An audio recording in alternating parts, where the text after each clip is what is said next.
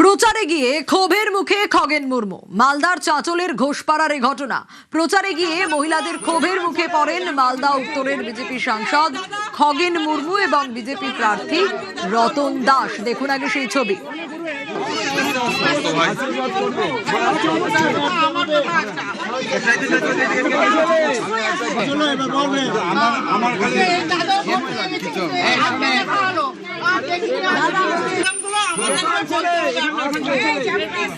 দাদা একবার এসছে আর দ্বিতীয়বার আসেনি, আজকে দেখা হলো।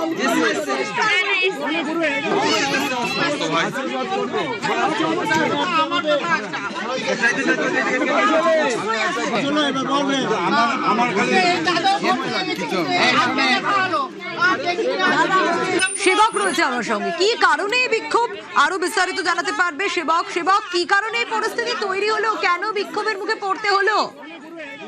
একদমই দেখো, চাঁচল বিধানসভায় চাঁচল গ্রাম পঞ্চায়েতের ঘোষপাড়া এলাকার এই ছবি, যেখানে উত্তর মালদার বিজেপি সাংসদ খগেন মুর্মু তিনি স্থানীয় অর্থাৎ চাঁচল বিধানসভার দলীয় প্রার্থী রতন দাসকে সঙ্গে নিয়ে বাড়ি বাড়ি প্রচার করছিলেন। সেই সময় একদল মহিলা তারা কিন্তু ক্ষোভ দেখান, তারা প্রশ্ন ছুড়ে যান সাংসদের উদ্দেশ্যে।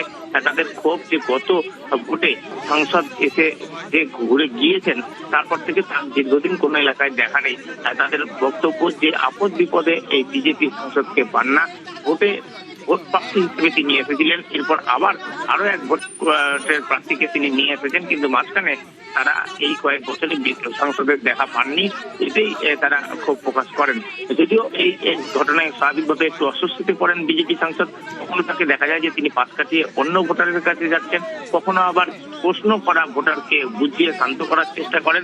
পরে সংবাদ মাধ্যমের সামনে তিনি বলেন, অনুন্নয়ন ইস্যুতে ক্ষোভ হয়েছে, এই এলাকায় উন্নয়ন হয়নি, তৃণমূল উন্নয়ন করেনি, তাই খুব স্বাভাবিক। যদিও তৃণমূল পাল্টা নিশানা করেছে। তৃণমূল বলছে যে মানুষ বুঝে গিয়েছেন যে বিজেপির লোকজন তারা ভোটের সময় আসে, কিন্তু সারা বছর পাশে পাওয়া যায় না, এই কারণে ক্ষোভ হয়েছে বিজেপির সাংসদ আর প্রার্থীর সামনে।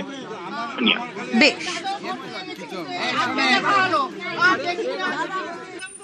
কবিতা ওই 5 বছর আগে ভোট নেওয়ার সময় এসছে, তারপর আসেনি।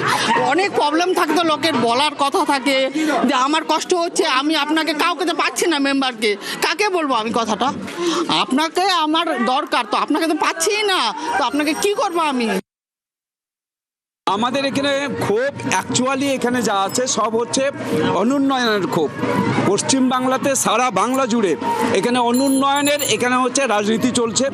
এখানে পুরোপুরি হবে কেন্দ্রীয় সরকারি প্রকল্পের টাকা লুট করে তার নিদর্শন দেখবেন, সব জায়গায় উন্নয়ন হয়নি।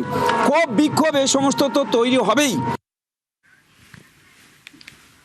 আর এবার নজর রাখবো ময়নার দিকে। হামলায় অভিযোগে দফায় দফায় উত্তেজনার পরিস্থিতি তৈরি হয় ময়নায়।